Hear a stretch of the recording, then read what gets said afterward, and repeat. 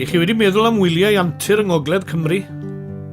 Yn ôl y cwmni teithio Lonely Planet, mae Gogledd Cymru yn un o'r lleoedd gorau yn y byd i gael gwyliau antur. Mae gwersyll Glan-llyn yn un o'r lleoedd gorau i wneud chwaraeon dŵr.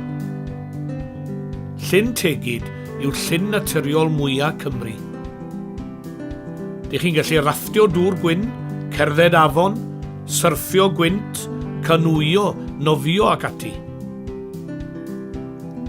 O fewn 50 milltir, dych chi'n gallu cerdded, dringo neu gael tren i fyny'r Wyddfa, beicio mynydd a bownsio drampolinau mawr mewn chwarel ymlaenau Ffestiniog, mynd ar weiren yn uchel dros chwarel arall y Methesda, cerdded dros bont ddŵr uchel pont Cysylltau, ac wrth gwrs cerdded llwybr yr arfordir.